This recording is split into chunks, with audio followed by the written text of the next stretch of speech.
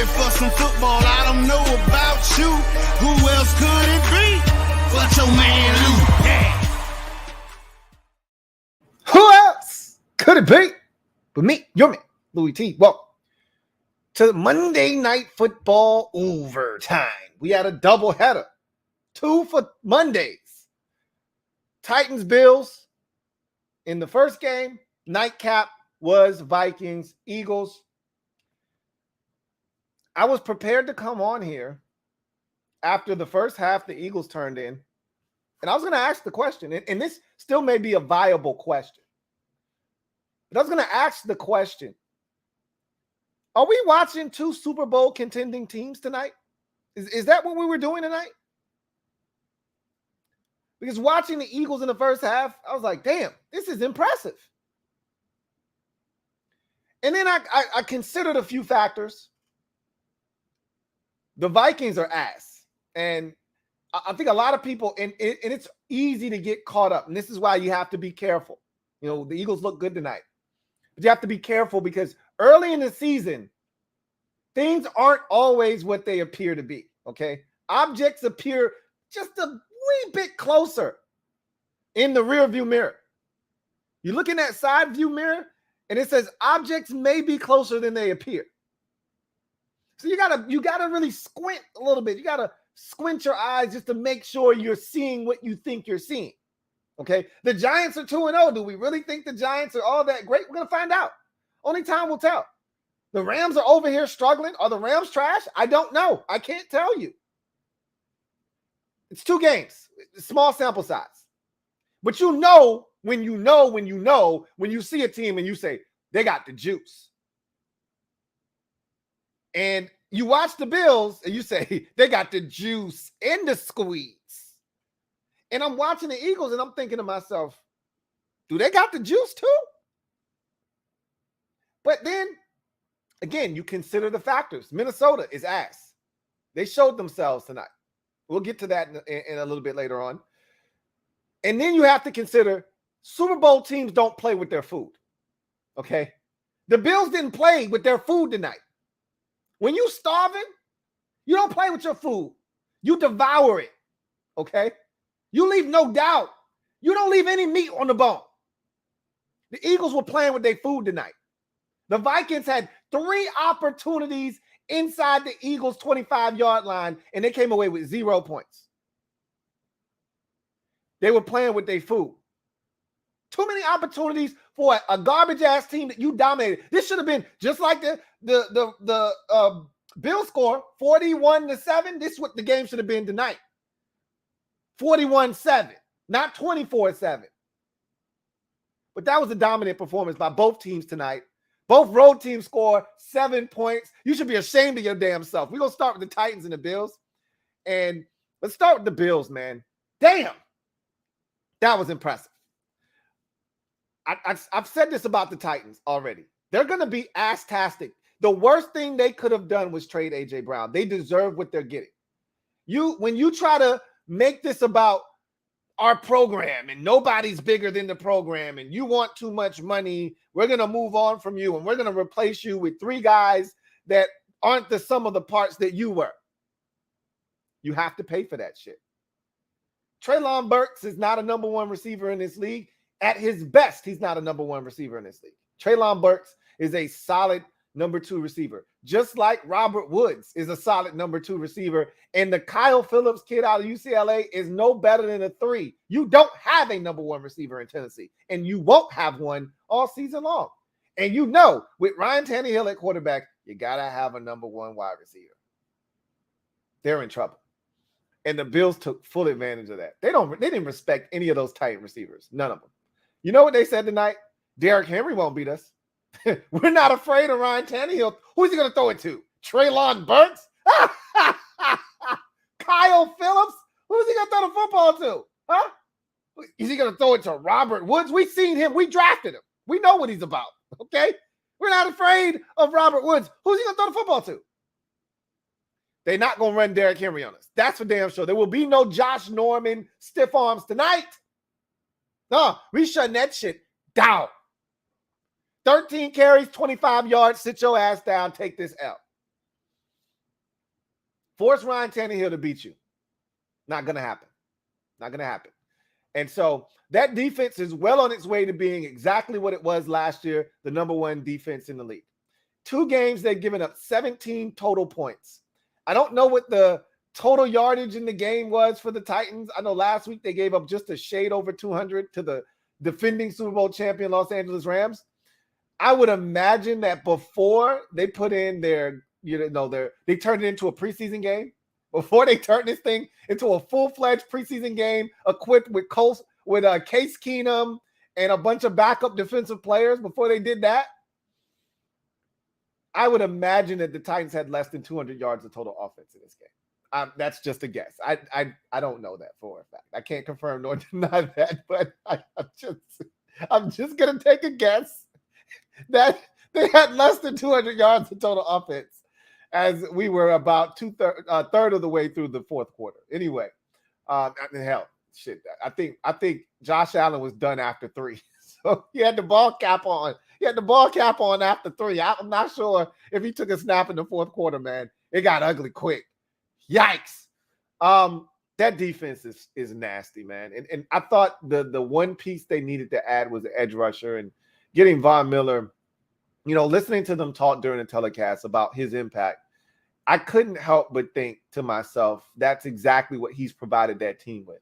That veteran leadership that they so dearly missed on the defensive side of the football, for all of those young guys that they have on that side of the ball that don't really know what winning looks like, that don't know what that last step that you need to take looks like, or how to push yourself that much further, where you think I've reached as far as I can go, and somebody needs to push you just a little bit further. That's what Von Miller provides for them.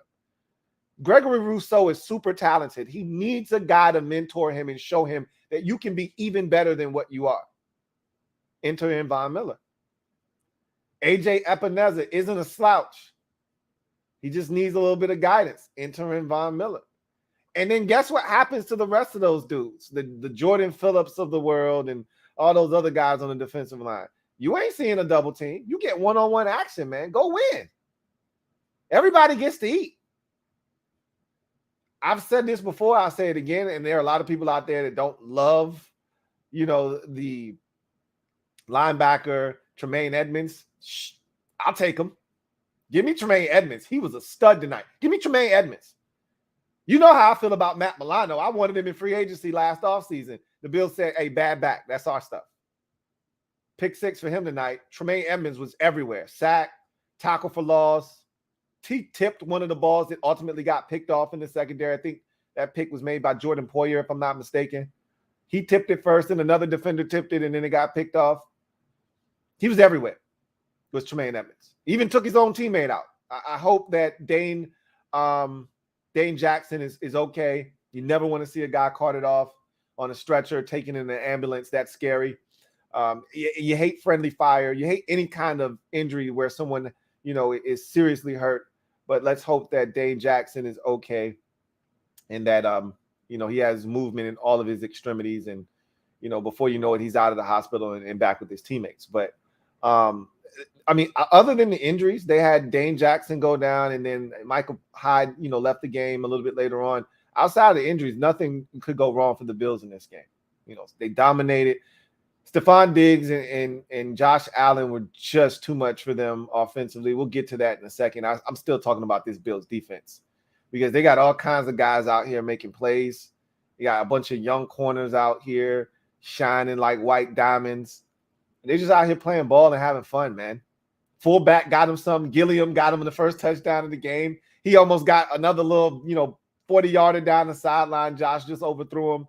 They were out there having fun, man. It's always fun when everybody can get some. It's always fun. And so Jake Kummerow, Aaron Rodgers had to be smiling somewhere like a proud papa watching Jake Kummerow get off tonight. No Gabe Davis, don't worry. We still score 40. Still put up a 40 burger. Those boys got it on tilt right now. That's going to be a fun game next week against Miami. The Dolphins are scoring points like their mind is going bad. The Bills feel like they can't be stopped. Somebody's has to go next week.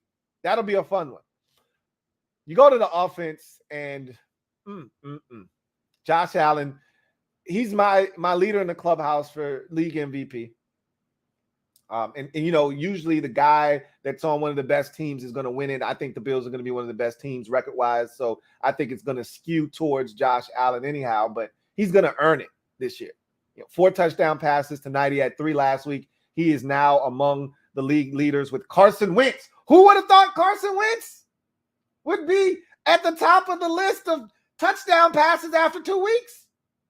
Who would have guessed that? 7 for Josh Allen now, along with Patrick Mahomes and Carson Wentz. And so I'm looking at, Josh Allen. I'm looking at Stephon Diggs. Stephon Diggs had a really good year last year.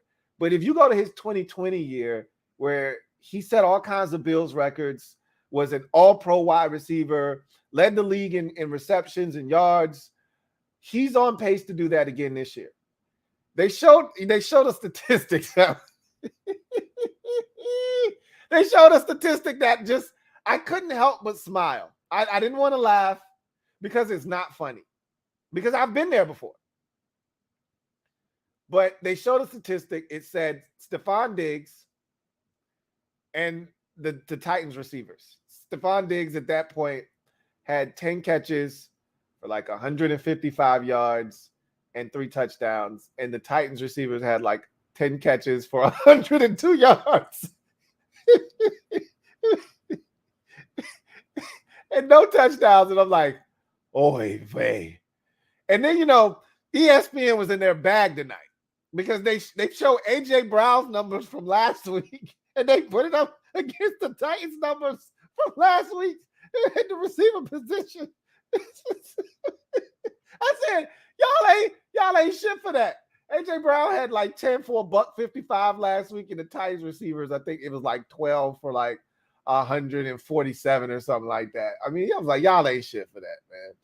Anyway, it was bad, man. They couldn't cover Stephon Diggs.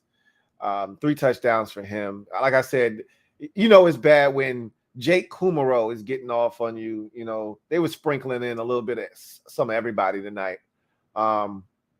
They can run it. They got a solid little run game. It's nothing to write home about.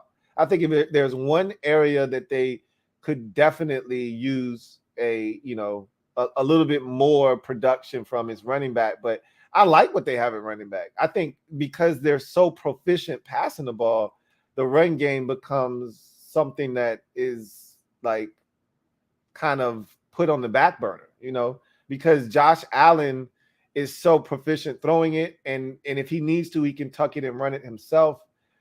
They don't go to the run game. I remember that playoff game against, I want to say it was Baltimore, and it was like super windy out. And I still think the first 20 plays or so were pass plays.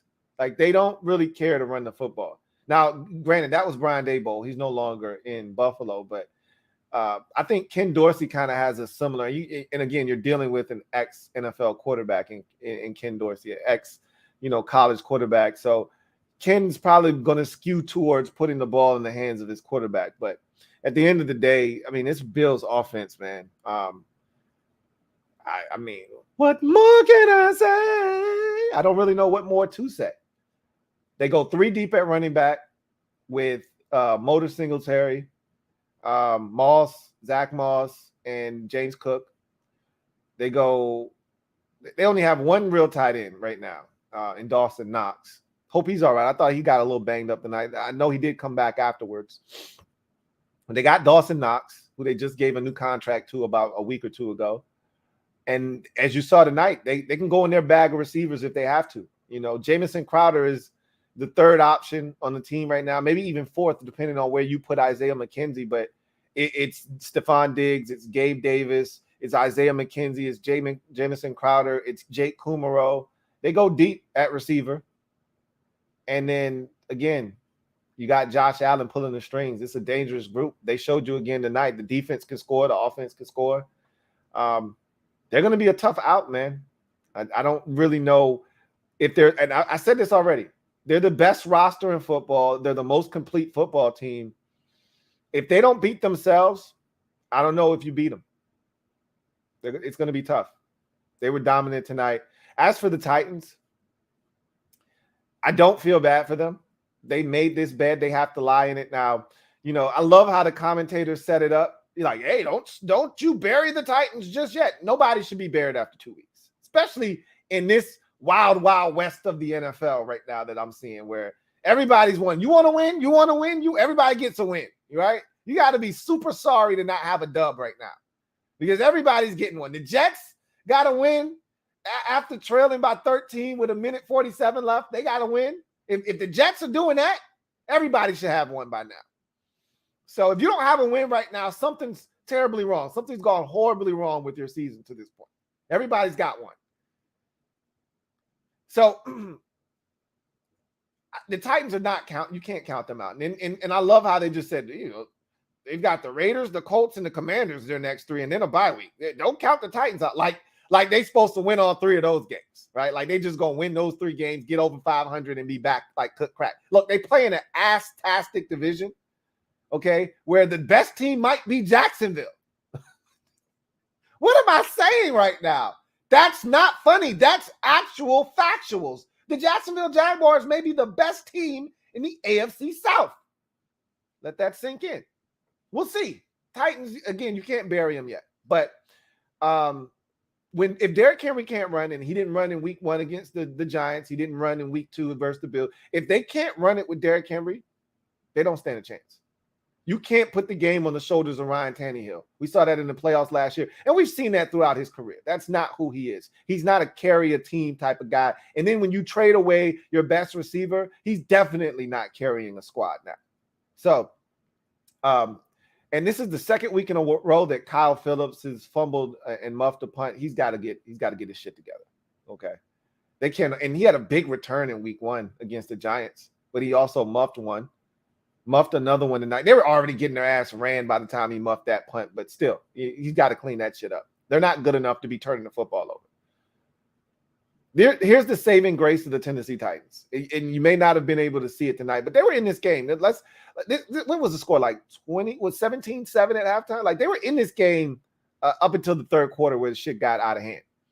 The saving grace of this Titans team is going to be their defense. If they ultimately win the AFC South, if they ultimately end up being a solid quality ball club, it'll be because their defense is solid. They've got some really good safeties.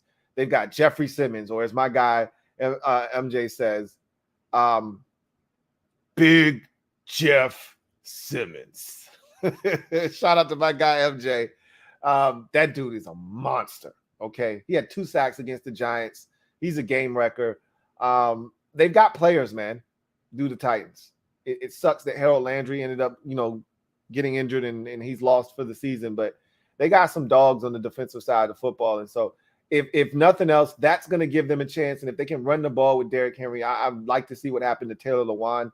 He can't stay healthy to save his life, but I hope it's nothing serious. He left the game, did not return with a knee injury. We'll see what the status of Taylor Lewan is moving forward. But if they're going to stay afloat this season, it's going to be on the backs of that defense and on the legs of Derrick Henry. And so they're going to have to figure some things out. They're going to have to figure some things out defensively, and they're going to have to carve out a niche for themselves offensively. It can't just be Derrick Henry left, Derrick Henry right, Derrick Henry up the middle. It's got to be something else. They got, what they need to do? They need to get the young fella the ball in space. They need to get him the ball out of the backfield, jet sweeps. They need to treat him like Deebo Samuel. Line his ass up in the backfield, motion, have him at receiver, motion him into the backfield, have an empty set, spread teams out, motion him in the back, hand it to him or pitch it to him, because he's a problem with the ball in his hands. But as a receiver, he's super raw. So they're going to have to get creative. They just don't have the talent. It's as simple as that on offense. They don't have the talent. So they're going to have to get creative. But the defense is good enough, and the running game. And I feel for them because they're going to have to win a lot of close games, and you got Randy Bullock at kicker. You're going to have to figure that shit out too. It's a mess in Tennessee right now. I'll just say that. But the good thing is it's just 2 weeks into the season. It's 2 weeks. Don't hit the panic button quite yet, but you should be this close to the panic button right here if you're a Titans fan. You should be right there, okay? That close to the panic button. That shit gets out of focus. You should be that close to the panic button. But we'll see. Dominant victory for the Buffalo Bills. They look like a Super Bowl, contending team. They didn't play with their food tonight. That's what you do. You see a team there that's ready to be devoured. You get your napkin, you tuck it in your shirt, you get your knife, you get your fork out, and you go to work. I don't even know if they used a knife or a fork tonight. I think they might have just used their hands. To hell with it. I got no problems with it. 41-7. Bills are now 2-0 on the season. Titans dropped to 0-2. The nightcapper was the Philadelphia Eagles hosting the Minnesota Vikings. And what a first half it was for the Philadelphia Eagles. First of all, the Eagles get the win 24-7. They are now 2-0 on the season. Vikings dropped to 1-1. The Eagles absolutely dominated the first half. I thought where this game turned on its head was at 17 to, I want to say it was 17-7 at this point of the game. It could have been 14-7. I really think it was 17-7. And Kirk Cousins is getting drilled. But as he's getting drilled, he throws a frozen rope. I don't even know how he managed to get it there, to Irv Smith Jr., who is behind the Eagles defense for a touchdown. And he drops the football. And I don't think the Vikings ever fully recovered from that. They had ample opportunities. They block a field goal. First of all, shame on you, Mr. Boyd. Okay. And I know you're not the fastest guy in the world, which is why you dropped in the draft when you came out of Texas, got picked in the 7th round. You can't get hawked down by a punter, though. He got walked down by the punter, who was the holder on that field goal attempt. Hawked his ass down and hog-tied him by the legs. And the Vikings end up getting nothing out of it. You got to score on that, bro. You got to score on that. Shame on you. And you're a corner. I'll be damned.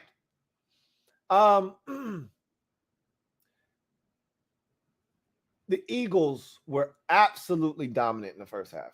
It was pitch and catch for Jalen Hurts. I think he completed the first 11 or 12 of his passes. And the first incompletion, I think, was the one that I thought was his best ball of the night. One of the few balls that he actually had to fit in a tight space, because I don't know what hell coverage the Vikings call themselves playing all night, where guys are wide ass open and soft ass zone coverage. But that shit was garbage. I don't know if they don't trust their corners to play man. I don't know what that was. But man, that was some easy pitch and catch. I mean, damn, it looked like 7-on-7. And Jalen Hurts wasn't missing. To his credit, he took exactly what they were giving him. Watkins got behind the defense for a deep ball touchdown. The Vikings looked absolutely lost defensively tonight. They had no answers. And I thought that after watching that first half, I thought this was going to be 37-10 or 37-17, something along those lines. But this is why the Eagles are still like, I'm looking at them and I'm like, I'm not sure about you. Because this was supposed to be a thorough ass whooping tonight. This wasn't supposed to be 24-7. It was 17-7 at half, and it was 24-7 early stages of the third. This thing should have gotten out of control. But the Vikings, to their credit, even though Kirk Cousins pissed every opportunity away, he didn't do it by himself. Justin Jefferson has to cross face on that post. You can't go behind the defender there. That's a no-no. Irv Smith dropped the touchdown. I mean, it wasn't just Kirk by himself, but Kirk was absolutely horrid. But we know Kirk Cousins isn't a Monday night guy. He's not made for the Monday night stage. Lights are too bright, stage is too big for Kirk on Monday nights. You take Kirk's ass on a Thursday, maybe, just maybe, you'll get something out of him. Sundays, he's all right. Mondays, not his day. So, not shocked that Kirk came out and laid a fat, nasty egg, but he didn't get a lot of help either.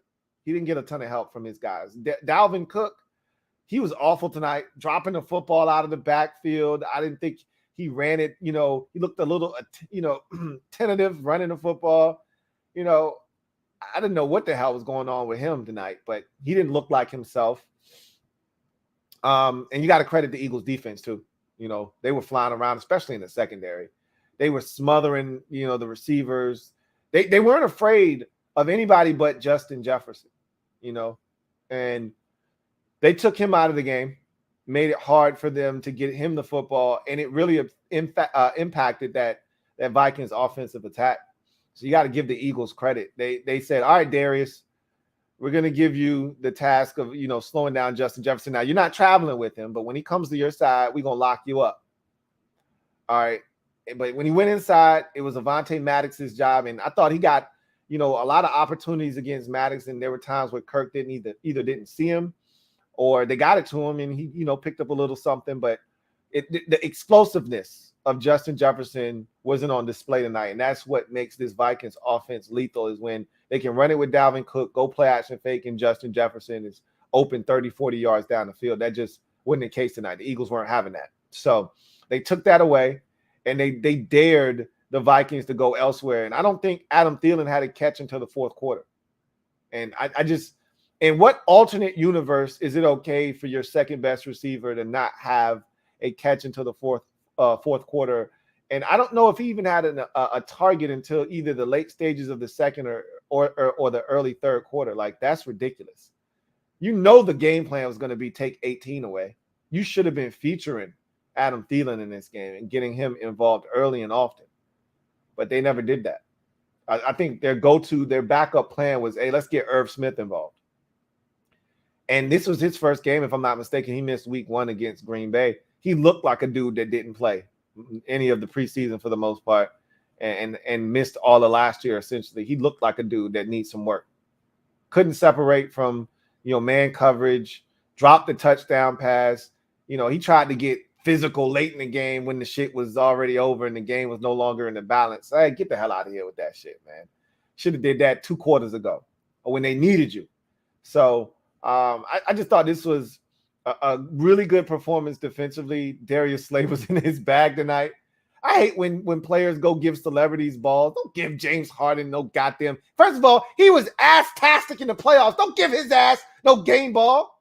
Don't give him no goddamn interception ball. He was ass for you last year. Part of the reason you got eliminated in the damn playoffs last year. Don't give him no ball. F James Harden. I hate when players do that shit. I remember the Rams.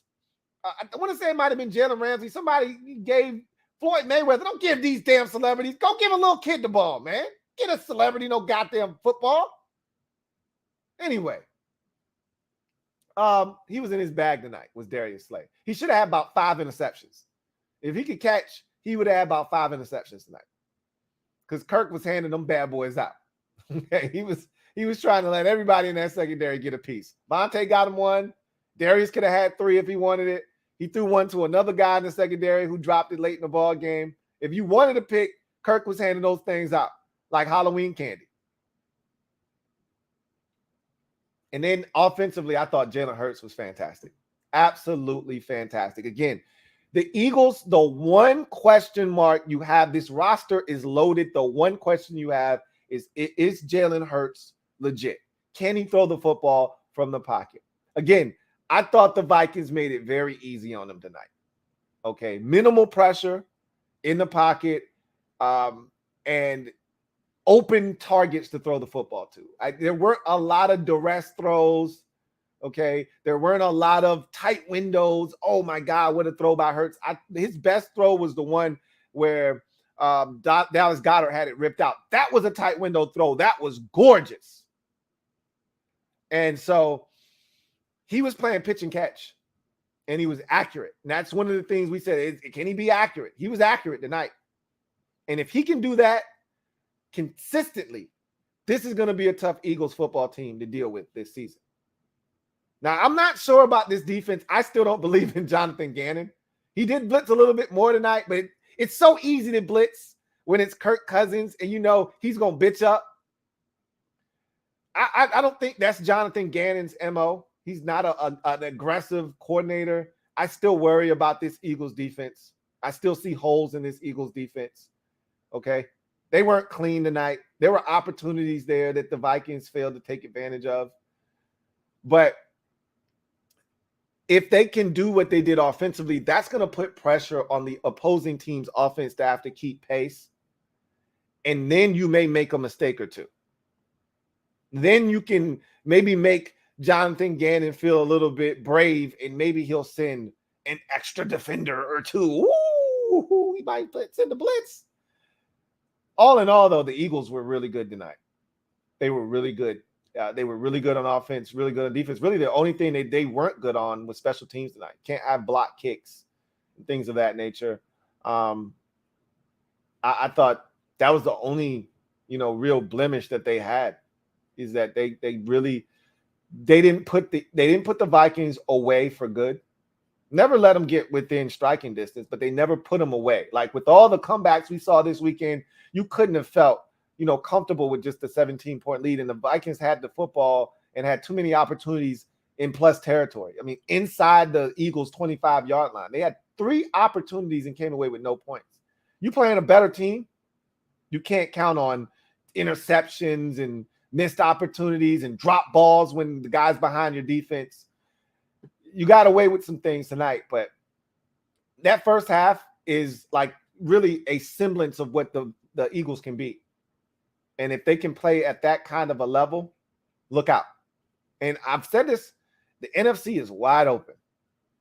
Wide ass open for the taking. If you can play good enough defense and you can score some points, you can find yourself in the NFC Championship game this year. It's not unreasonable to think a team like Philadelphia, if they get hot, they're playing good ball, they stay relatively healthy, it's not inconceivable that they find themselves playing into late January, possibly into February, because the NFC is wide ass open. It's not like the AFC where you got to go through murderer's row to find yourself playing in the AFC Championship game. In the NFC, you might have to beat 1 or 2 teams, and I still haven't identified a dominant team in the NFC yet. Tampa Bay has a ton of injuries.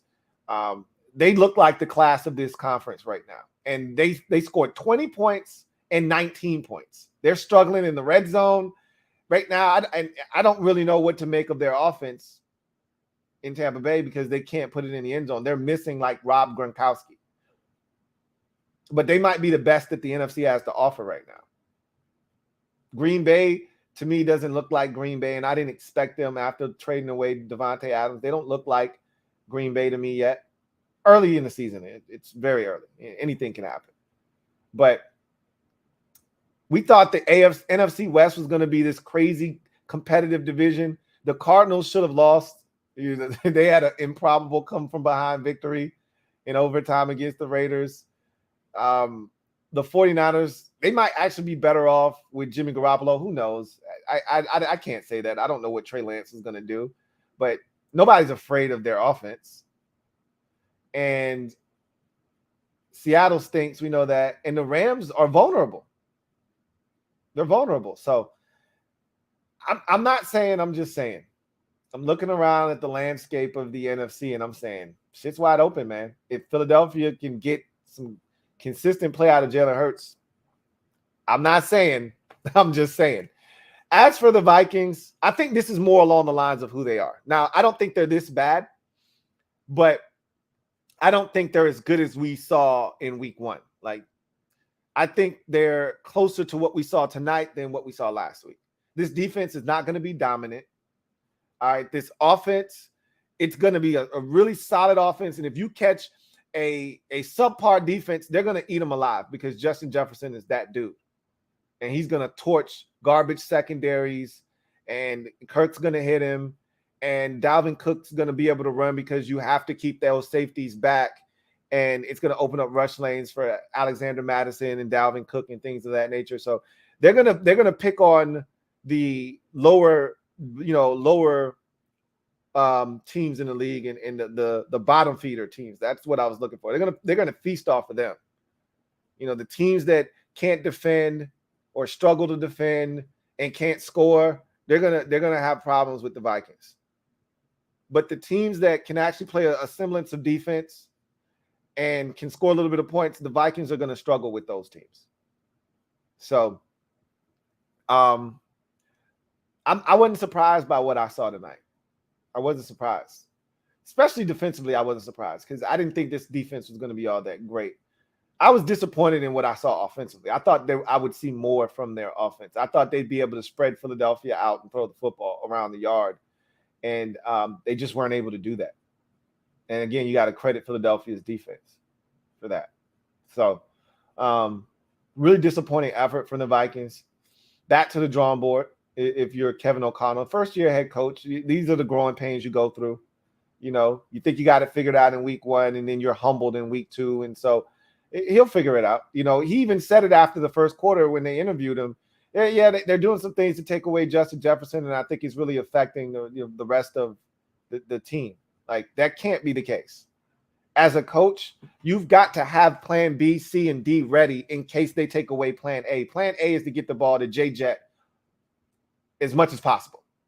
If they're taking that away, all right, plan B is, hey, let's get Adam Thielen the football. Let's get him involved. I didn't like plan B. Plan B seemed like, hey, let's go attack the Eagles linebackers and let's try to get the ball to Irv Smith Jr. I didn't like that plan at all because Irv, this is his first game back. He looked like a dude playing in his first NFL game in a very long time. So I didn't like plan B. But that's just me. Anyway, I digress. Eagles coast to a 27 or 24? 24-7 victory over the Minnesota Vikings. They're now 2-0. Are the Eagles? Vikings dropped to 1-1 on the season. So let's get to the comment section. What did you guys think of the little concurrent doubleheader? How'd you feel about that? So reportedly, the NFL is thinking about doing this 3 times a year. They're trying to test it out. So this was a test run tonight. How'd you feel about it? I'd be lying to you if I said I was in love with this. I don't necessarily love this. I don't hate it. It's bonus football. I'm capable of watching 2 games at once, so I don't have a problem with it. It didn't bother me one bit, but I didn't love it per se. But we'll see. We'll see what the ratings say. And based off of that, ESPN and ABC will make a decision as to whether if this is, going to be something they want to do moving forward. So we'll see what happens.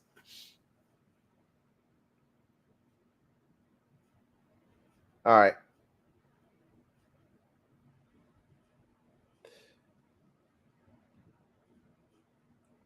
Let's see what we got.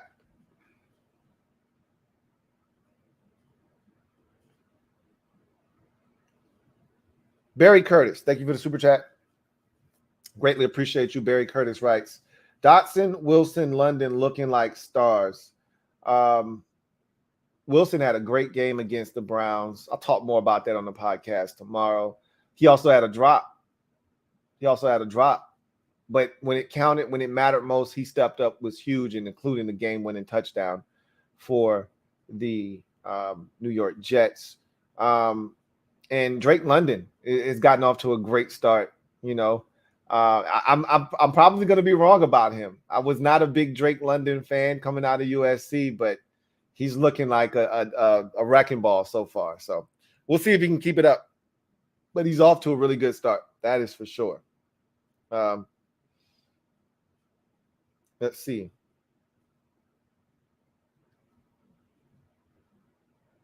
Ryan A., thank you for the super chat. Greatly appreciate you. Thank you for being a member of the MOBB, who writes, yikes, Jalen can throw better than we thought. He looked good tonight. He looked really good tonight. Again, I want to see what happens when they play a team that can actually get pressure on the quarterback and really fluster him a bit. I want to see what that looks like. Because last week, I actually thought the Lions did a really good job of getting to those receivers and making him, have to make some tough decisions. And what he did was he reverted back to what he knows, and that's tuck it and run. And they were in a lot of 3rd and longs last week against the Lions. Like, that's where you want Jalen Hurts. But you can't let him in 3rd and 14 run for 16. On 3rd and 11, run for 14. On 3rd and 9, run for 11. And that's what he was doing last week. But I thought the Lions actually – he started 0 of 5 last week in the game against the Lions. And his passing statistics weren't great. And a lot of what he did was just a bully ball to AJ Brown. They can't cover AJ. I'm gonna just keep feeding AJ Brown. Not a bad strategy either. If it's not broke, don't fix it. But I think tonight was fool's gold just a bit because the Vikings defensively play such soft coverage. It was pitch and catch. I mean, guys were so wide open. It's hard to miss, and he didn't. So, again, that was one of the things he needed to show that he could do, and he did it tonight, and he needs to continue to do that. One game doesn't make Jalen Hurts a proficient passer. He's going to have to continue to do this week in and week out. So, we're going to see if he can or not. But this was impressive. I can't deny that. He's been impressive the first 2 weeks of the season. His legs are a problem. You saw it again tonight. His legs were a problem in week 1. We know he can be a running back. We know he's fully capable of doing that. That was never the question. The question is, can he be a quarterback? And he's getting better at that. Now, consistency is the key because he's had games. He's had games before where you go, wow, Jalen Hurts, man, look out. He's had games. And then he's had games where you go, Jalen Hurts. Hey, Eagles fans, y'all better look out. Y'all might need a new quarterback. So we're going to see if he can be consistently good as a passer. If he can do that, the Eagles could be really scary. Really, really scary. All right. Let's see. Alex Kurz, thank you for the super chat. Greatly appreciate you. Thank you for being a member of the MOBB. Alex writes, I don't get it. It don't feel great seeing your division rivals ball out after our mediocre performance. I'm still optimistic after rewatching the concepts that were successful offensively in the second half.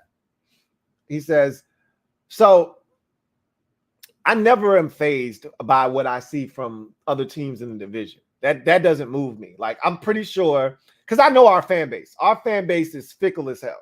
So I'm pretty sure most of the fan base tonight is going, oh my God, the Eagles are going to kill us next week. We don't stand a chance. It's a week-to-week league, and that's family business. What the Vikings do doesn't impact me one bit, one iota. I can give two shits about what the Minnesota Vikings do.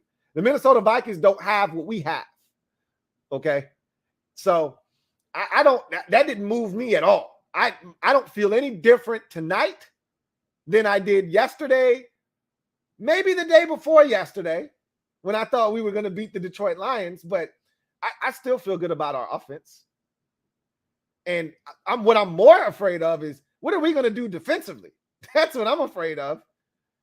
I know we can score in this Eagles defense. I'm not fazed at all. Okay? Not one bit. My question is, can we stop the Eagles from scoring points? Can we stop Jalen Hurts from running on us? Can we stop them from throwing the football all over the yard? Hell, they may not even have to throw it. They may be able to run for 300 yards on our ass. That's what I'm afraid of.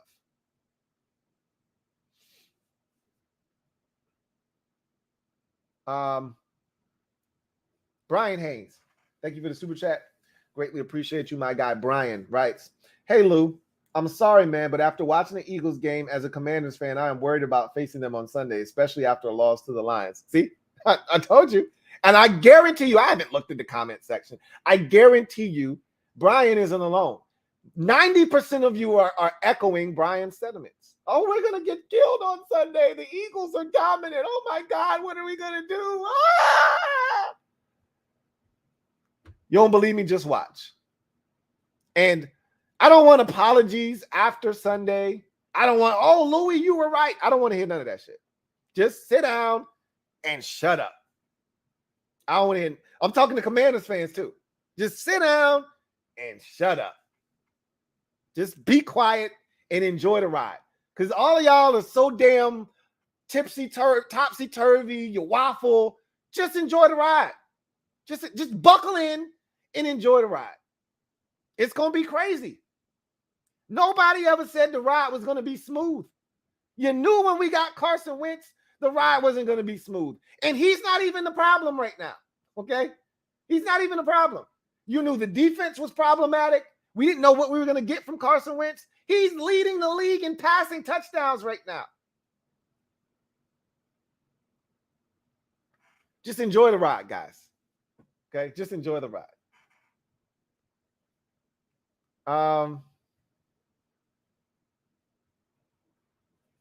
John Livingston, thank you for the super chat. Greatly appreciate you. My guy, JL Smooth. Is it really you? I don't know. I don't know if it's really you or not. Thank you for the super chat. Greatly appreciate you. Writes, Bills Mafia. Yeah, it's really me, Lou. I don't know. Even when you say that, it makes me think even more that it's not you. But I do think it's you. I do think it's you. That was dominant, man. You know, and it's always fun to get a little get back against a team that's had your number a little bit. It's always fun to get a little get back, isn't it? Didn't they spank you that year with COVID, with 2020? They had like 18 days off. Everybody thought they were going to be rusty because they weren't able to practice. And you played them on like a Wednesday and they beat the brakes off of you. Ryan Tannehill was finger rolling and shit. Then last year, early in the season, you go to Tennessee. Josh Allen slips on a 4th down in inches. You know, Jeffrey Simmons stops him to preserve the victory. Isn't it nice to get a little get back against a team that's had your number in a major way? Yikes. That's how you do it, though. Like, we got a revenge tour that we're on right now. The Eagles are next up on the revenge tour, coming to a city near you. That's how you get a team back right there. Now, we're not capable of doing that because our defense isn't capable of shutting the team down like that. But, man, that was fun to watch. If you're a Bills fan, you enjoyed that, minus the injuries, of course. Minus the injuries, of course. The Black Al B. My God, Al B. What's going on? Thank you for the super chat. Greatly appreciate you. The Black Al Bundy writes, the Pigeons did what they were supposed to do, win their home opener. It's week 2, RELAX. Relax. They did do what they were supposed to do, but you weren't supposed to make it that easy on them. I mean, the comedy of errors that you made tonight, that's indicative of a team that isn't ready to win. Like, I don't know what to make of the Vikings, to be honest with you, from this standpoint. Like, are they supposed to be bad? Are they supposed to be good? Are they supposed to be mediocre? You got a first-year head coach. You got a new GM. Is this roster good enough to make, you know, some hay this year? Or is this like a kind of a test, you know, trial for this roster? Because a lot of these guys are Rick Spielman guys and, you know, a lot of leftover residue from, you know, the last regime and Mike Zimmer. And so you got to kind of flush all of that out of the system before you can actually move forward. I don't know. I don't know what to make of the Vikings, other than they have some talent, but I don't know if it's enough, especially defensively. Feel like you're getting a little old defensively, too many older guys. And I don't know if the infusion of young talent is good enough to mesh with the veterans that you have. Kendricks is getting older. Harrison Smith is already old. And Patrick Peterson is old. And so it's too many old guys. Too many old guys. I don't know if the young boys are good enough to elevate the older players and make it a good fit. I don't know. We'll see. Can you answer me this? Did you guys bench Dantzler tonight? I thought he was having a solid game. And then I look up and like number 21 or 34 or whoever was in the game at corner, and he was on the sidelines without his helmet. Did he get hurt? I don't know. I'd like to know. Anyway, I digress. Kyle, thank you for the super chat. Greatly appreciate you. My guy Kyle writes, damn it, I'm livid, Lou. D had no threat of blitz and receivers are wide open. Kirk sucking in prime time again. Irv Smith dropping passes and we lay a turd. There were so many opportunities. I mean, the Eagles put it on a platter for you tonight to make this a competitive game. Not necessarily win it, but to make this a nail biter, bare minimum. To put pressure on them, to make them have to earn it. You blocked a field goal, great field position. You caught an interception, excellent field position, and you drove it down first possession of the third quarter, second half. No dice. I mean, I don't know what else you want. You lose by 17 and you had the football. If you just kick 3 field goals, you're down 8. One score game. Instead, you throw 3 picks. I don't know what to do. I don't know what to tell you. Irv Smith drops a touchdown. You could argue you should have won the game tonight. Now, again, I'm not one of those guys that is oblivious to the score dictates how a team goes about their business. The Eagles kind of took their foot off the gas pedal offensively because they kind of went into, hey, let's just not give the ball away. And they still gave it away. But, hey, let's just not do anything stupid. They're not really going to score tonight. Let's just kind of coast here. Had you scored a couple of touchdowns and put the pressure, maybe that offense revs back up and they end up scoring 35 or 38 on you tonight. Who knows? But you had opportunities. I mean, you blocked a punt, great field position after the scoop, and you should have scored. I'm mortified with Chris Boyd from getting hawked down by a punter. And he knew he needed to score because the offense just wasn't, they weren't hitting worth a damn, which is why the guy that caught the interception, I don't know why his name escapes me at this current juncture. But when he caught that pick, he cut it back. He could have ran out of bounds. He cut it back. He's like, yo, I got to score, man. This offense right now, they ain't hitting on a damn thing. I got to score. I got to get this shit in the end zone. It didn't happen. So you had chances, man. Ample opportunities. Eagles gave you chances. You just didn't take advantage of it. Swaggy P, thank you for the super chat. Greatly appreciate you. Swaggy P writes, Commanders better load the box up on Philly or it will be a long day. Hashtag HTTC. I mean, you say that, but they got speed too. You got to be careful. You saw what Jalen Watkins did tonight. We know Devontae Smith can run. A.J. Brown's no slouch. I actually like the matchup of our corners on A.J. Brown. It's the other 2 receivers that scare me to death because they can run. I actually think our 2 outside corners, and hell, even Benjamin St. Juste, I think he can stay in the hip pocket of an A.J. Brown. I'm more concerned with Devontae Smith and Jalen Watkins because those boys can run. I'm more concerned with those guys, but we'll see. I'm not looking forward to the defense being on the field. I'm looking forward to our offense against their defense. I am looking forward to that because I think we can eat their shit alive. Okay. I'm so confident. I'm bullish on this offense. And we haven't played a full 4 quarters yet. In 2 quarters, in each of the first 2 games, we scored 4 touchdowns. So I'm bullish on our offense. So I'm looking at the Eagles defense like food. I'm trying to eat. What I'm afraid of is they're looking at our defense like food too.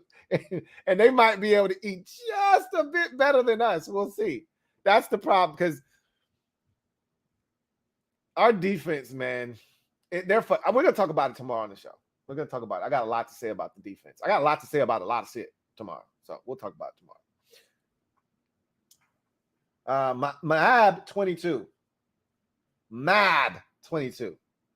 Thank you for the super chat. Greatly appreciate you. Mab 22 writes, for all the blame going around, our O-line deserves 50% of the blame for the loss to Detroit. Our front 7 deserves 30%. Our secondary deserves 20%. And special teams deserves 10%. So can I get a timeout? Can we do the math here, though? Because I'm no mathematician. I did not go to Harvard. Okay? And I did not sleep at a Holiday Inn last night. But I know how to do simple math. And I know 50 plus 30 plus 20 is 100. So are we going with 110%? I just need to be on the same page. If we're going with 110, all right, let's divvy up 110. But if we were aiming for 100, just a bit outside, Mob 22, just a bit outside. All right. Anyway, seriousness. All right, all seriousness. I think that's too much blame for the offensive line. I think that's a little bit too much blame for them. I would bring theirs down to about 30%. Our front seven, so many injuries. You want to bang them up, but man, you go in already banged up, and then you don't even make it out of the second quarter, and you've already lost two of your key reserves. And Jonathan Allen was already banged up, and you weren't trying to play him as many snaps as you ultimately had to. I got to bring that down from 30 to about 20. Okay. The secondary, I would actually boost them up to probably about 25 to 30%. And special teams, I would push that up to about maybe 20% too. So I would probably squeeze mine into 100%, but that's just me. But and honestly, you probably got to save a percentage for the coaches too. Like, you can't just, if we just talking on the field, yeah, we could leave it to these specific groups. But if you want to open it up to every and anybody, the coaches got to take some of that too. So you would have to leave a percentage off to the side for the coaching staff as well. Anyway.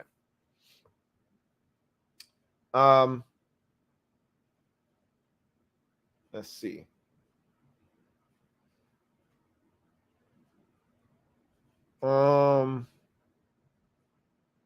Red Wings 01. Thank you for the super chat. Greatly appreciate you. Thank you for being a member of the MOBB. My guy Red Wings 01 writes, watching Vikings. Hey, their O-line and secondary look like ours.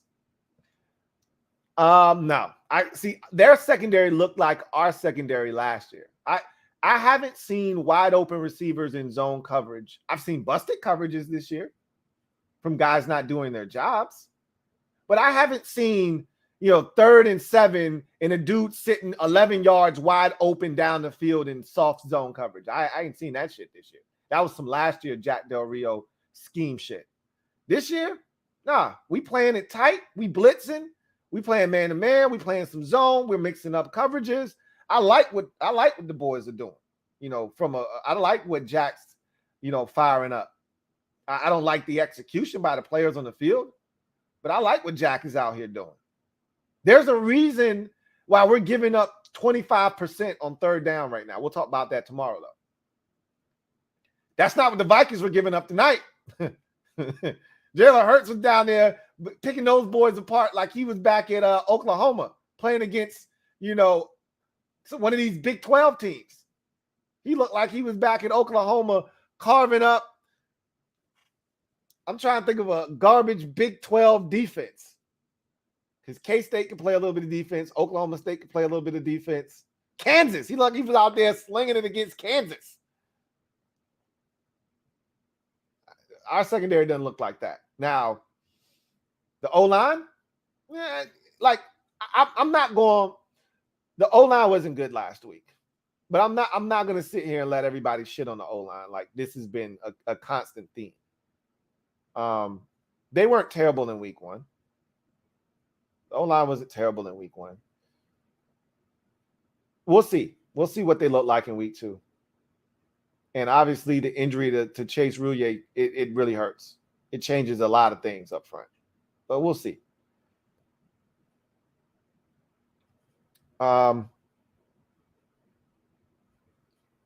Red Wings 01. Thank you for the super chat. Greatly appreciate you. Red Wings 01. Double up. Thank you for doubling up. Right. I'm a simple man. I hear Harden slander. I give money. James Harden is the epitome of a guy that he should never get a football from anybody. He's the epitome of entitled. And if there's one dude that I can't stand in the NBA right now, is James Harden. And I'm not even one of those dudes that gets bent out of shape about, players changing teams or any of that shit. Because that's the law of the land now. All right. When in Rome, do as in Rome. Okay. That's what they're doing now. You got to form super teams in order to have a chance. You can't try to be loyal like, Dame Lillard. You'll end up with no rings. You got to team up. But how he forced his way out of Houston, how he forced his way out of Brooklyn, how he shows up out of shape, and now his game has diminished to the point where I feel like the 76ers, they're in a no-win position. What? Wait a minute. What am I doing? Why am I talking basketball? Yeah. There was some Harden slander. We're probably on the same page there. I digress. I'll move on. Joe Rockhead J. Thank you for the super chat. Greatly appreciate you. Thank you for being a member of the MOBB. My guy, Joe Rockhead J writes. I don't see the Commanders that played Sunday beating the Eagles that played tonight. I don't either. You're assuming that the Commanders that played on Sunday are going to show up against the Eagles that played tonight. And I'll tell you this much. If the Commanders that showed up in the second half, even the defense that couldn't get a stop when we needed them to, if the Commanders that showed up in the second half of the Lions game shows up, and the Eagles that showed up in the second half of the game tonight show up, oh, we whooping some ass. The Eagles weren't good in the second half. The Eagles were solid. Their offense was great in the first half. Their defense wasn't great in the first half. Their defense was okay in the first half. Like, let's not overdo it, okay? The Eagles were good tonight. They weren't great tonight. If they were great, they would have scored 40 tonight. The Vikings, you could make a case. I would listen if someone said, hey, we should have won the game tonight. As a Vikings fan, we should have won the game tonight. I would listen to that. You know why? Irv Smith dropped the touchdown. Jalen Hurts threw a pick. They were inside the 10-yard line. Maybe the 15. Maybe they were at the 12. But I feel like they were at like the 9. And they still didn't get any points out of that. They blocked a field goal and started at the Eagles like 30, 35-yard line. Still didn't get any points out of that.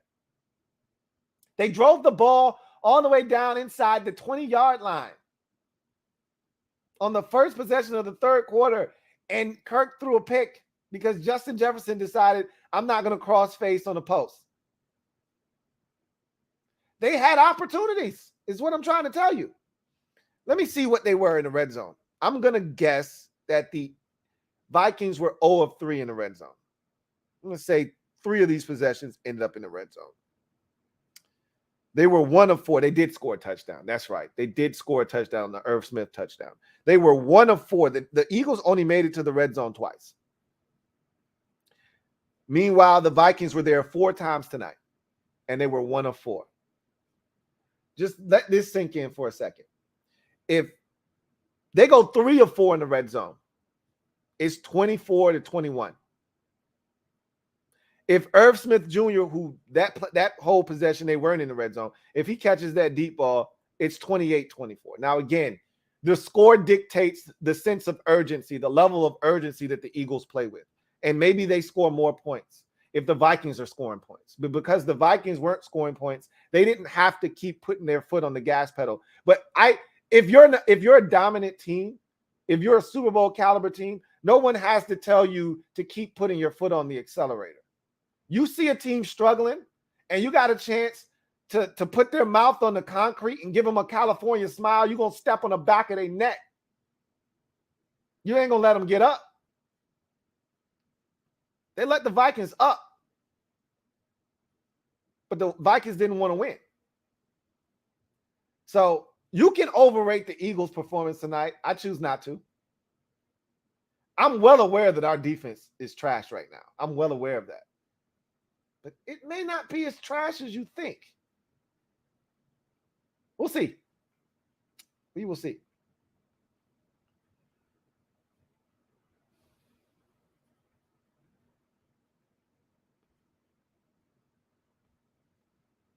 D Moore, thank you for the super chat. Greatly appreciate you. D Moore, thank you for the super chat. The Cubone, thank you for the super chat. Greatly appreciate you. My guy, the Cubone writes, Duval stands alone in the South. I know that has to feel good. Man, that has to feel good. For now, you always put that at the end. For now, feels great to know that we are Jax is the best team in the South. For now, bring it on the Herbert. Are you sure that's what you want? Is that your final answer? I can tell you this. No one would feel bad and no one would take that brick 3 weeks from now and turn it over and say, hey, that was no Herbert. We'll just say, hey, you beat the Chargers. There's nothing wrong. There is nothing wrong with getting you a little bit of Chase Daniel, man. I'm telling you, it's there to be got. Get you some Chase Daniel. Be careful what you wish for. You might get it, man. If I were you, I would be hoping that Herbert just needs a week. Just give me a week. I'm not saying. I'm just saying. Swaggy P. Thank you for the super chat. Greatly appreciate you. Or excuse me. Stand up, Swaggy P. You're officially in the building, man. As the newest member of the MOBB. Mob, y'all know what to do. Show Swaggy P some love. I love the name Swaggy P. I love the thumbnail Swaggy P. Welcome to the squad. Welcome home, man. Red Wing 01. Thank you for the super chat. Greatly appreciate you. My guy Red Wing 01 writes, personally prefer one Monday night game, but it's whatever. Didn't get to ask it last night because my Wi-Fi dropped. But why don't they put Gibby or Jahan at punt/kick return? They were purposefully kicking short to Dax. They were. But here's the thing. They were kicking purposefully short to Dax because we weren't blocking. So why would you want to put Gibby, who may or may not have a fumbling issue, or Jahan, who is one of our best receivers? Why would you want to expose them to getting hit? No, just leave Dak's ass back there. I had no problems with them. And actually, Dax had a couple of nice returns. You know, Ron explained it. I didn't necessarily love his explanation. Like, oh my God, they took one guy off of the unit, and now they put a different dude up there. And oh my God, our brains are scrambled and fried. They took one guy off the special teams unit, and we didn't know who to block. I didn't really love that answer. But he's like, as soon as we figured out who this new guy was, then we started blocking. Okay, fine, whatever. Again, I don't love the answer, but it got better. You know, it started out rough. I was pissed. You know, kickoffs and punts, it was terrible. But why would you want to expose those guys to that?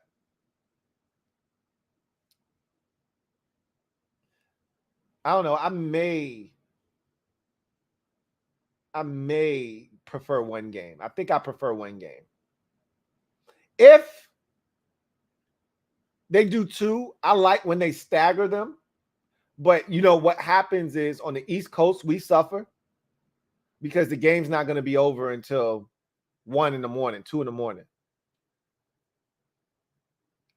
Anyway, I digress. Ayub Matan, thank you for the super chat. Greatly appreciate you. Ayub writes, Wentz is balling right now. Is 35 touchdowns realistic? He can't keep this pace up, right? I would assume that this will slow down at some point. But the way we're running the football, it will cause him to have to throw touchdown passes. Now, there could be games where he gets us down there with his arm, and like Gibby scored a 1-yard touchdown against Detroit. It could end up being situations where he only has 1 touchdown passing, but we score 4 or 5 touchdowns, but 2 or 3 of them are on the ground. So, I don't know if he can keep up this pace, but if you're asking me, is 35 realistic? Yeah, he's already got 7. He's a fifth of the way there. Absolutely. It's within reason to think that, because there's going to be 2 or 3 more, 3-4 touchdown games this season. He's not done throwing 2 or 3 touchdown passes, 4 or 5 touchdown passes in a game. I wouldn't be shocked if there's a 5 touchdown pass game this season. This offense, if healthy, is that dynamic. So he's not done throwing 3 or 4 touchdown passes. So yeah, 35 is very realistic. Absolutely. Just Andre, thank you for the super chat. Greatly appreciate you. Thank you for being a member of the MOBB. My guy, Just Andre writes, I think we can score on them, but the D scares me. It should. And that's exactly how I feel. Look, I don't know if we'll score enough. I can't confirm or deny that. I'm going to say we're going to score enough because I guarantee the victory, and I'm not backing down. And I do think the Eagles are beatable. I haven't seen a team that They have issues defensively. I watched the Lions score 35 points on them, run the football on them. Now, we're not the Lions again. I can't state that enough. But we pose problems of our own, okay? With what we put on the field, we pose threats that other teams around the league don't pose. So they have to worry about what we bring to the table offensively. They don't blitz. So I don't assume that they're going to get pressure with just 4. I don't think their front is that dominant. They got some guys up there, but I don't think their guys are dominant enough that I should be shaking in my boots that they're going to get pressure on the quarterback. I think Wentz should have time to operate. And if he's got time, I think he can carve up that secondary. So I think we can score. Where my questions lie are with the defense. Can they do enough to affect this game positively in our favor? Right now, the answer is no.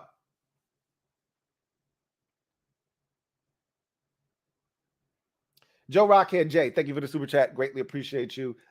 Double up. Thank you for doubling up, Joe Rockhead J, who writes, I don't mind a bumpy, scary ride. I just don't like that it looks like we're passing the same trees. Well, if you're going, like, you ever been on the little swings at the carnival? The swings that go all the way up in the air and they swing around. It's a fun ride. It can be a little scary sometimes, but you're passing the same trees, right? Going around in a circle. When you're on little kiddie rides, for instance, you go on a roller coaster. If that roller coaster goes around multiple times, you're on a roller coaster. It's going up and down. You're going backwards. You're seeing the same shit. Normally, you just go around once on a roller coaster, but sometimes you go around multiple times. All in all, what I'm saying to you is just buckle in. Enjoy the ride. I don't know how it's going to go. It's best you have your safety belt on, though, just in case this thing crashes. All right, you don't go flying through the windshield. I've already stated, that you just want to make sure you're buckled in, just in case this thing doesn't go the way that it should go. But it's going to be a fun ride. I guarantee you that.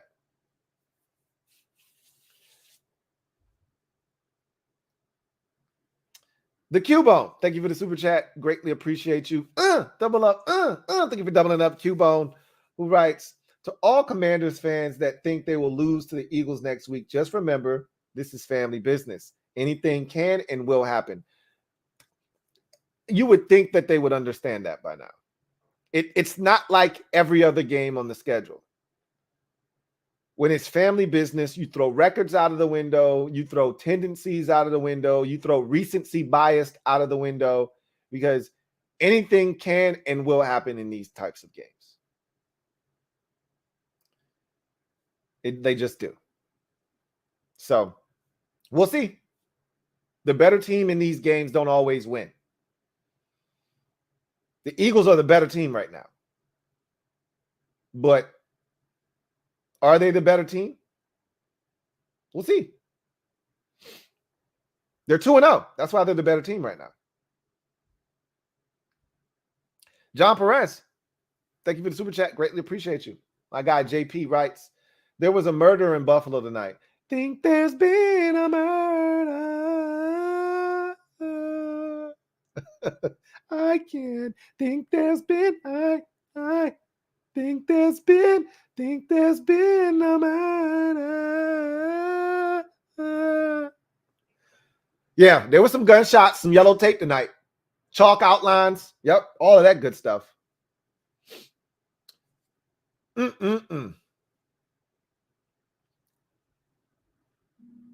Let's see. A super chat here from Big Money Sunny. Thank you for the super chat, Big Money Sunny. Greatly appreciate you. Thank you for being a member of the MOBB, who writes, Lou, I watched the game with friends that are Eagles fans. Still don't know why Eagles fans exist out here in Cali. Eagles look decent, but they are afraid of top 5. Somehow I lost my fantasy game on the last play. A sack. Oh, it's fantasy football. It's a beautiful thing, which is why I don't play. um, they were decent tonight. I agree with that. That's how I feel. That's what my takeaway was. If they would have kept on the same track that they were on in the first half, where the offense looked unstoppable, and I didn't think that defensively they were all that great, even though they were getting off the field. I just didn't think. And I told you how I feel about Kevin O'Connell, Kevin Stefanski, Sean McVay, who else? And Matt LaFleur.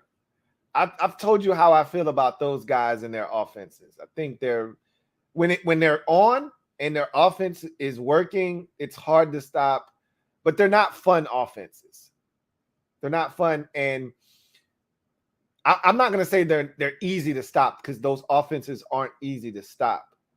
But if you're able to take away certain aspects of their offense, primarily the run game, because all of their offenses are predicated off of the run working, because ultimately they want to get the play action fake. And the play action fake is rendered useless when the run game isn't effective. And their run game wasn't effective tonight. So it's hard to get, safeties to come down and get the one-on-one looks you want for Justin Jefferson. If you're not running the football effectively and I'm stopping the run with essentially my front seven, I can leave my safeties back. You're not going to get the looks that you want. And I didn't feel like they were able to run the football effectively tonight. And it didn't allow them to get into the play action fake. It didn't allow them to keep the front, honest. And as a matter of fact, it emboldened, their defensive coordinator, Jonathan Gannon. He started blitzing. That's not his MO. That's not really in his DNA. But he's like, what they gonna do? What they gonna do? I'm gonna come after his ass. What they gonna do? He gonna probably throw a pick. I'm gonna come after him. So we'll see what the Eagles do, man. Family business is always different. Always. Like Coca-Cola. JB Johnson, thank you for the super chat. Greatly appreciate you. My guy JB Johnson writes, when a team is as good as the Bills, for instance, why don't other teams see it and copy it? What makes them so special? They all get paid to coach and play. JB, I can't believe you even fixed your lips to ask that question, man. I chastised Chris Collinsworth last week for making a similar comment. So I got to get you. I got to bite you, bro. I got to get you. If it were that simple, JB, first of all, let's start with how many teams in the league have Josh Allen at quarterback, or a guy that looks like Josh Allen at quarterback? Let's start there. The answer is like maybe 2. Okay? There aren't many guys that look like, play like, skill set like Josh Allen in the entire league. Maybe only one other team, and that's the Chargers with Justin Herbert. He's a unicorn. He's one of those dudes that's special, is Josh Allen. There ain't many of those walking around the league right now, broski. That's number 1. Number 2, the Bills have the best roster in football. They are the most complete team, top to bottom. Chris Collinsworth said, hey, this is the blueprint right here to beating the Rams. The Bills are showing everyone. You don't have Micah Hyde and Jordan Poyer at safety. You don't have Tremaine Edmonds and Matt Milano at linebacker. You don't have Von Miller at pass rusher. You don't have 18 guys on the defensive line that you can keep cycling in and out. You don't have Stephon Diggs at wide receiver. You don't have Gabe Davis at wide receiver. You don't have 3 running backs. You don't have Dawson Knox. If Jamison Crowder is your 4th option at receiver, where they do that at? You can't do what the Bills do because you don't have the personnel that the Bills have. If that were the case, everyone would be successful.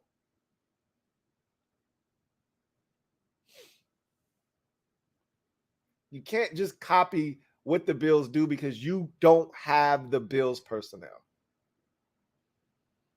You can try. Knock yourself out. Many have tried, most fail. Because Mitchell Trubisky can't do what Josh Allen can do. Sorry, not sorry. The Steelers have talent. They have plenty of talent at receiver. But they got Mitchell Trubisky at quarterback. It changes things. Josh Allen has a really good offensive line. In case you haven't noticed, he's not back there getting sacked or running for his life very often. Some teams have all the weapons, but they don't have an offensive line. Joe Burrow has all the weapons in the world. His offensive line is trash. Well, that changes things. Anyway, I digress. Red Wings 01, thank you for the super chat. Greatly appreciate you. Red Wings 01 writes, people asking about the Jamin post. So I'm gonna read you the post. I'll let you hear the post, as a matter of fact.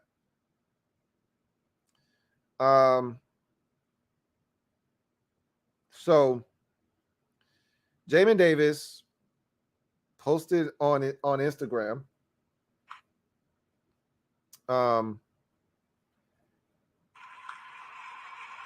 A post pretty much saying that people were ungrateful. What people is he talking about? Is he talking about the coaching staff? Is he talking about the fans? I don't know. I'll let you guys decide that.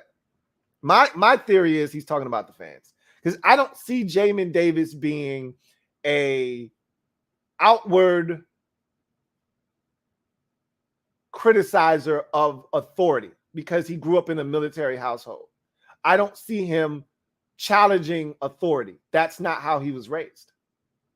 So I don't think he's clapping back at the staff because they keep talking publicly about his failures. I think he's talking to the fans. But he could be talking to the coaching staff. I told you I got a lot to say about that, and I'm gonna save it for tomorrow's show, for CNN tomorrow. But I'm gonna see if I can pull up the post.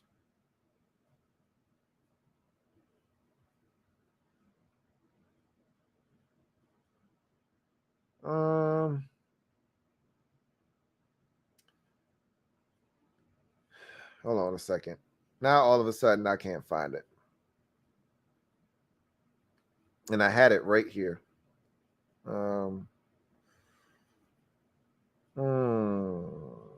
Maybe this is it right here. I think this is it.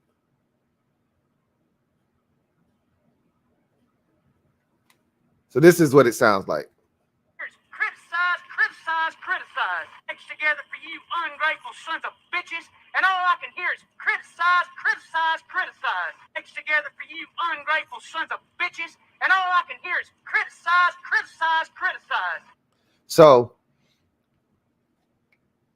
pretty much ungrateful bitches, all I hear is criticize. Bobby McCain liked that post, okay? One of his teammates defensively. So I think he's talking to the fans personally. Again, come up. He was brought up in a military home. You're taught to not challenge authority, do what you're told. And so I think he's talking to the fans. I think fans are hitting him up. You a bust, this, that, and the third. You know how fans are. People, send him a whole bunch of different messages. He's probably had to block a whole bunch of people. And so, half of the people have no idea what they're talking about. They hear somebody say something, they run with it. And so he's probably been dealing with a whole lot of shit. So he felt like he needed to, clap back a little bit. And I don't want to say it's somewhat cryptic, but it's somewhat cryptic, But I personally think he's talking about the fans. But he could be talking about the coaching staff. That could be a thing, Anyway, I digress. We'll see. Mike Smith, thank you for the super chat. Greatly appreciate you. My guy Mike writes, hashtag we ready for war. We'll see. I think we'll be ready as well. We'll see. Big Money Sonny, thank you for the super chat. Greatly appreciate you. Double up. Thank you for doubling up. Big Money Sonny, who writes, keep it real, Lou. Eagles looked balanced today. They did. They ran it well. He threw it well. Like I said, the Vikings defensively, I didn't think they really threatened Jalen Hurts tonight. They didn't make him uncomfortable. He seemed to be able to do whatever it was he wanted to do.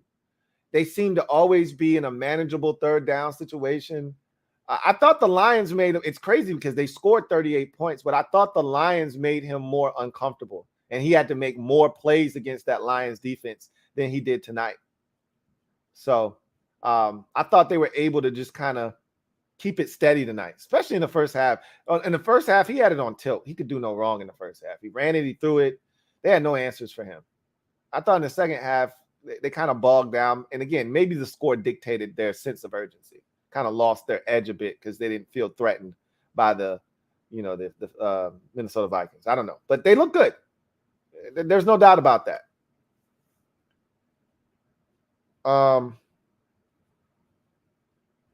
Red Wing 01, thank you for the super chat. Greatly appreciate you. Red Wing 01 writes, I dig the Ridgeway pickup, liked him coming out. We'll see. We'll see what he brings to the table. I watched him in college. He's solid, out of Arkansas. We'll see what Ridgeway brings to the table. But at this point, I don't get excited about any guy brought in at this point in the season. Yeah, you're gonna have to win me over. You're just another dude that we picked up off the street that we're hoping doesn't wet the bed when he gets an opportunity. So we'll see what happens.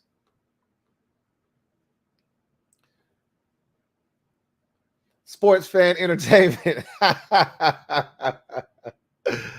Oh my God, MJ. Sports Fan Entertainment. Thank you for the super chat. Greatly appreciate you. Writes, watch your mouth on my team, bro. Haha, just kidding. We'll see y'all soon. We will see y'all soon. And if Derrick Henry doesn't run for 150 yards, we're going to beat you. Okay?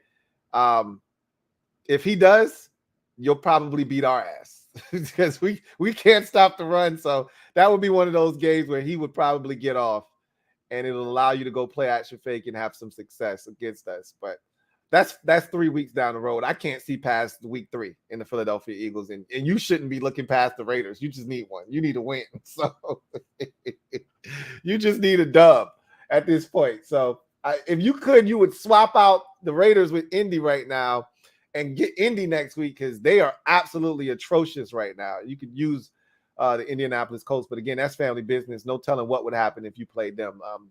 The Raiders are probably just as vulnerable as anybody right now. So I don't know. Somebody's has to go next week. You're 0-2. The Raiders are 0-2. Somebody's got to get a win next week. We'll see if it's you or not. I don't know. We'll see. Should have never traded AJ. I know you had nothing to do with that. You didn't want to trade him, but man, that trade is looking even worse now. Big Money Sonny, thank you for the super chat. Greatly appreciate you, my guy. Big Money Sonny writes, Lou's still salty that Jay Luck Smooth got him. Jay Luck Smooth. Go on. That was a good one. Big Money Sonny, thank you for the super chat. Greatly appreciate you, my guy. Big Money Sonny writes, top 5, Lou. Keep that energy. Cherry Squad in the house. I told you started a movement with that top 5 that are alive. He's playing well right now. I got to say, he's playing well right now. Can he keep it up? Can he keep the turnovers to a minimum while still, throwing for a bunch of touchdowns? He's done it in the past. Can he do it this year? Can he be more consistent? Those are the keys. Can we have this offense keep, you know what could be the best antidote, honestly, is this offense start putting together drives and keeping the defense off the field. If the defense isn't going to be any good, the best way to protect them is to keep their ass on the sideline watching the game and not playing on the field. We'll see if they can be a little bit more consistent, man. That might be all we need from the offense, is to just keep the defense off the field a little bit more. Instead of only keeping them off the field for 2 quarters, keep them off the field for all 4 quarters. Might change things a little bit for us. And again, I'll talk about why that could happen.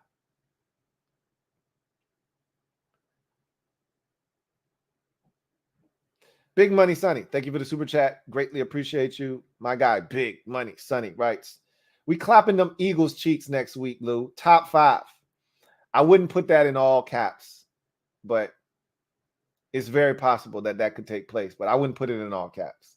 I wouldn't do that if I were you. I would say that kind of low key, like, hey, we might be clapping some Eagles cheeks next week. But hey, I'll never tell you not to be confident, man. Never tell you not to be confident. John Perez, thank you for the super chat. Greatly appreciate you. Double up. Thank you for doubling up. JP, who writes, is Frank Wright on borrowed time in Indy? Yeah, of course he is. Everybody is on thin ice out there, and they deserve it because Frank Wright never wanted to trade Carson Wentz. He was never on board with that. He had to be. He had a gun to his head. Either you get on board or you get fired. What are you going to say to the owner? The owner wants him gone, and you're going to say, no, if you move Carson, then you have to fire me. Okay, well, you fired then. He wants his job, so he's not going to do that. So he shut up. He was submissive. He acquiesced. And now he's got Matt Ryan at quarterback. And not to say that Matt Ryan is trash. I just don't think he's an upgrade at this point of his career. Matt Ryan 5 years ago? Absolutely. Matt Ryan in 2022? No, not at all. So, and and I'm talking about it on the podcast tomorrow, but everybody wants to look at the Colts getting shut out by Jacksonville. There's a method to the madness. I'll talk about that tomorrow.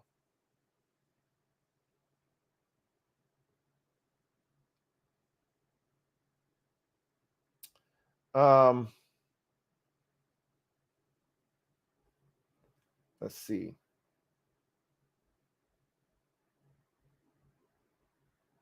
All right. So, yes, I did, Alex. I wasn't saying it like that. But just because you want to bring it up like that, pause, okay? Anyway, I digress. So this concurrent doubleheader, what did you think about it? How did you feel about it? I'm kind of lukewarm on it. It's a mid for me right now. I'll never turn down bonus football, ever. So the more opportunities you give me to watch games in real time, I'm going to take it. The more opportunities you give me, the more opportunities I'm going to take. But I don't know. I didn't have a problem with it, honestly. But the Bills dominant over the Titans, 41-7.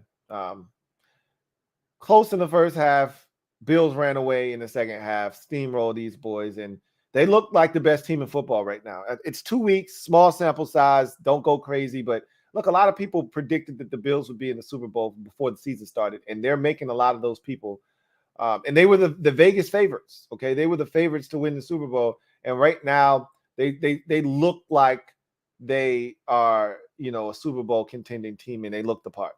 So, dominant performance for the second week in a row. They were the number 1 defense in the league last year. They're trending in that direction again after another dominant performance defensively.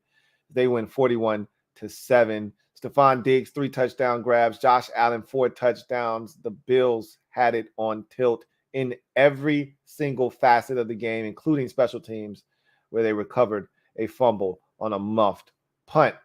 The Eagles dominate in the nightcap, 24-7. Both road teams only muster 7 points.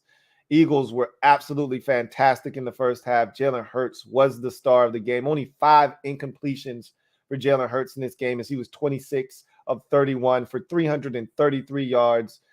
He accounted for 3 touchdowns, 2 of them on the ground, 1 as a passer. They had no answers for him, especially in the first half of this football game where he could do no wrong. If he can play with the confidence that he played with today for 4 quarters, not just for 1, 2, or 2.5, if he can play the way he played today for 4 quarters, it's going to make the Eagles a really tough team to beat, especially if the defense is able to hold up their end of the bargain. I still got my doubts about the defense, but they too were sharp today, especially in the turnover department where they got after Kirk Cousins. Finally, Jonathan Gannon decided to blitz. It paid off, and the Eagles took advantage of some Vikings mistakes and win the game 24-7 as both the Bills and Eagles run their records to 2-0. Meanwhile, the Titans dropped to 0-2, and the Vikings dropped to 1-1. So let's see. Got a couple of supers here on the way out. Got a super chat here from Big Money Sonny. Thank you for the super chat. Greatly appreciate you, my guy. Big Money Sonny, right? Real talk, Lou. How are we going to stop the run game? I mean, if I had the answers, I'd give them to you. But, I mean, there's no easy fix because it's not the same guy on every single snap, you know. Obviously, I watched the Bills, and their offense is everything, or excuse me, their defense is everything Ron Rivera wants our defense to be. We just don't have the personnel. For one, their linebackers are outstanding. Our linebackers are not. So you start there, you know. But they also have more depth on the defensive line, you know. So, and their safeties and their corners come up and they fit in the run game properly and they tackle. There's a lot fundamentally wrong with what we're doing defensively. We're not properly fitting in our gaps. We're overrunning plays. We're getting caught in the wash. We're allowing guys to get up to the second level and block us way too easily. The cutback lanes are there. We're just not doing enough. You know, we're not doing enough. We're not doing the small things consistently. And that gets you beat in this league. That's that the little things not being done right, they add up to big problems. Enough little things add up to big problems. So we'll see. Big Money Sonny. Thank you for the super chat once again. Greatly appreciate you, my guy. Big Money Sonny writes, Alex Cheeks can get it next week too. Pause. Well, he's an Eagles fan, so he's included in that. You know, Alex is an extended family member. But there's no love loss come Sunday, and Alex knows that, and I'm pretty sure he feels the exact same way towards all of us. You know, it's all love for Alex until it's Eagles and Commanders, which it will be on Sunday. But you know, I would love nothing more than to get the dub. Again, we on the Carson Wentz revenge tour. That's the next stop. Is week 3, 1 o'clock, FedEx Field. That's the next stop on the revenge tour. We checked off the first stop, Jacksonville, week 1. Next stop, Philadelphia. So, got to make it happen. One at a time. One at a time.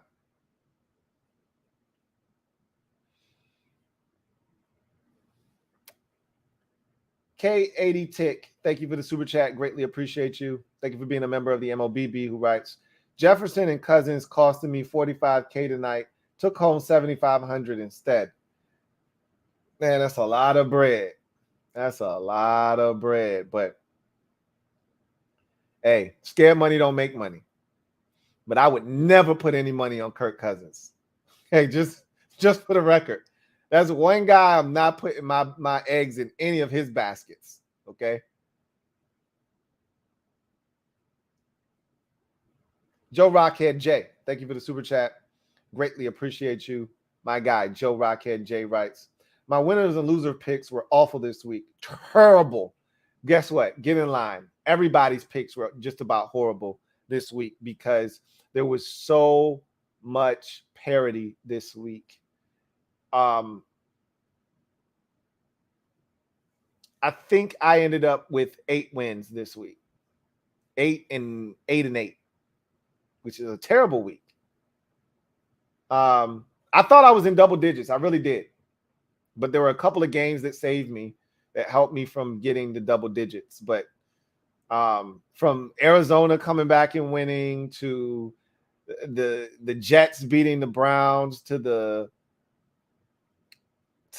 Lions beating Washington. Obviously, I picked Washington. To the Patriots beating the Steelers. I mean, there were a lot of L's to go around, man. A lot of L's. And there could have been more. The Falcons were literally 25 yards away from beating the Rams. Like, it could have been a lot worse. It could have been a lot worse. I mean, yikes. It's crazy. Anyway, I digress. Abel Ambrosio, thank you for the super chat. Greatly appreciate you. Thank you for being a member of the MOBB, who writes, was Mike Evans' suspension fair or foul? It was fair, because this wasn't his first time getting into it with the New Orleans Saints, specifically with Marshawn Lattimore. This is, in fact, his third brouhaha with him. And he's already been suspended once by the league for a game for getting into it with Marshawn Lattimore, and got into it with him again. There's no love lost there. Those two teams can't stand each other. They genuinely do not like each other. You know, in a day and age where everyone gets along, we're swapping jerseys after the game, we're dapping each other up. You know, we work out in the off season together. That's not that. Those vibes aren't going on with Tampa versus New Orleans. They can't stand each other. All the way down to the coaching staffs, they can't stand each other. So, yeah, that was a fair suspension. But anyway, I digress. That's going to do it for me, your man Louie T, here on Monday Night Football Overtime. Bills get the win 41-7. Eagles get the win 24-7. Both teams leave the game at 2-0. And that's going to do it for me. Until tomorrow, we will be live for the Louie T Network podcast. We'll break down every game in week number 2 as we'll go slate skating. So many intriguing finishes, so many intriguing games. And the league is just crazy right now. We'll talk about all those things and more tomorrow on the show. Until then, you guys take care. God bless, and good night. LouieTeeNetwork.